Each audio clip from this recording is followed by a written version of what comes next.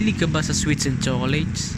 Lika, samahan nyo ako dito sa binibilhan ko ng pasalubong dito sa may Santa Rosa, Laguna. So ngayon, dadaan tayo dito. Bibili tayo ng kung ano pwedeng mabili. So ngayon ay nandito tayo sa may Choco Avenue para bumili ng chocolate na ipapasalubong sa bahay. So yan, kung makikita nyo, meron silang Christmas sale. Paano ba to? Welcome. Okay, push.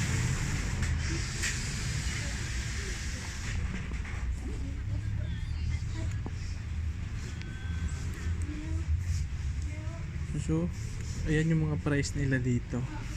Kung makikita nyo, box ng mga chocolates, almonds, KitKat. Ito, luncheon meat. Diba? Murang-mura. For only 99 pesos. So, nasaan yung bibilin ko? Ayun, nakita ko na. So, ito, yung oat choco na gustong gusto ko talagang binabaon sa office. So, dito to sa may Balibago, malapit sa Santa Rosa. Malapit sa may Santa Rosa Tagaytay Road. So ayan, kung makikita nyo yung mga prices ng mga chocolates nila. So pakita natin. Ayan, ayan yung mga prices. Ayan, yung Milka 140. Buy one take one na yan, ha. Buy one take one yan mga sir and ma'am. Yung KitKat 279. Talagang ibinaba nila yung presyo. 279, buy one take one. Saan ka pa? Panalo ka na dito. Oh, yung Toblerone mo sa halagang 140. May dalawang Toblerone ka na.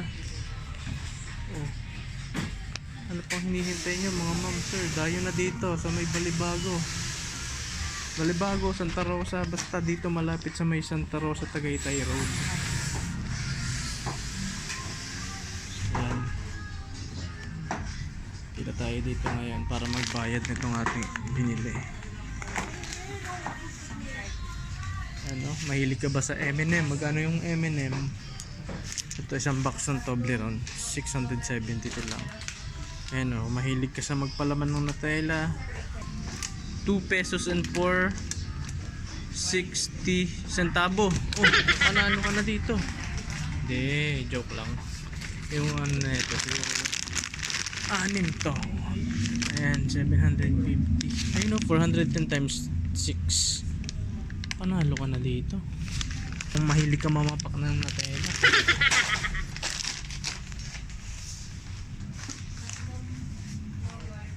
Muna ako ng store na naka-helmet. Kita naman yung mukha ko. Interviewin natin to si ma'am. Ma'am, okay lang na ma-interview ako saglit? Okay lang po. Okay lang ma-interview. Nagbo-vlog bukas ako. So, matagal na kayong bumibili dito? Medyo po. Yan po ay pang personal na pang customer, pang benta.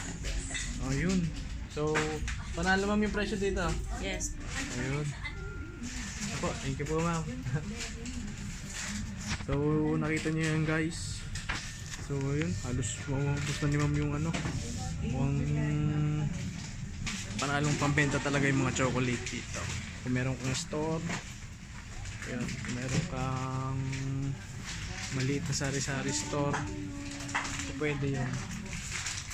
Tutubo ka talaga kapag bumili ka ng marami dito kasi sobrang mura, hindi ka mapapamura.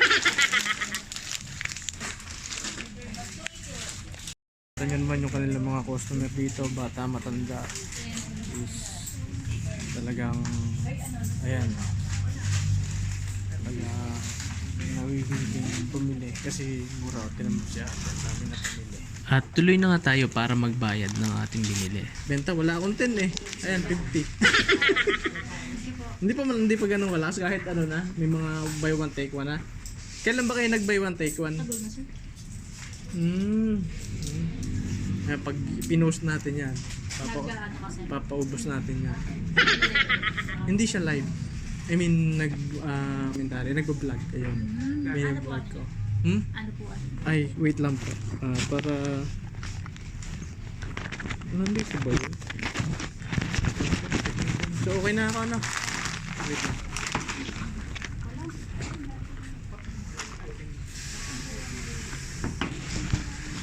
Ayun pa yata natin yung speaker. Wait lang. Balikan natin si ate. Para alam nila kung saan sila manonood.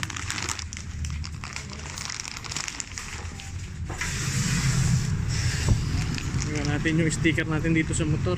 Napaka makakalimutin natin eh. Mahirap na yung tumatanda.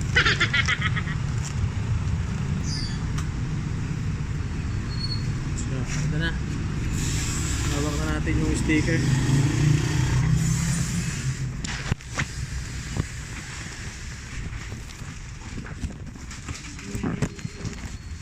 So, tanongin muna natin si ma'am kung pwede payag na siya na lumabas yung kanyang lumabas siya sa social media. So, ma'am, yung interview ko po sa inyo kanina, lalabas po yun sa Facebook. Okay lang po ba? Ayun. So, ito po ma'am.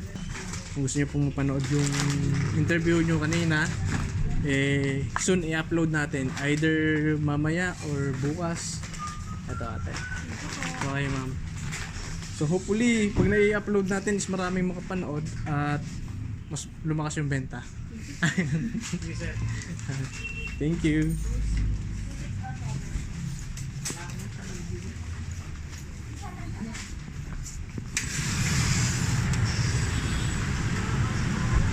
So yun, uwi na tayo. Uwi. Dumaan lang talaga ako dito. So, nabili ko yung chocolate. Sana hindi ko makalimutan yung pinabibili ni Mrs. na mantika. At pag yun ang nakalimutan ko, lagot ako. A few moments later. So nakauwi na tayo ng bahay mga ka-Endeavor. So ito yung natira na oat choco na binili ko nung nakaraan. Ito yung white choco or milk. Ito yung chocolate. So dahil paubos na nga siya, is bumili ako ng bago kanina. Nakita naman natin kung magkano yung price na ito. Malaki to at saka madami yung laman. Sulit na sulit sa halagang 110 pesos. Kaya kung mahilig ka sa chocolate, mahilig ka sa sweets, dayuhin mo na ang Choco Avenue sa ayun nga, sa may Balibago. Tapos nakalimutan kong banggitin kanina na meron din pala silang branch sa May Kabuyaw. So kung taga Kalamba ka at malapit ka sa May Kabuyaw, is pwedeng doon ka na lang bumili. Mas malapit kaysa dumayo ka pa ng Santa Rosa. So yun, or kaya sa mga makakapanood nito na gusto magpabili or gusto umorder sa akin, tayo ay magtatayo na ng negosyo. Pwede. Less interest.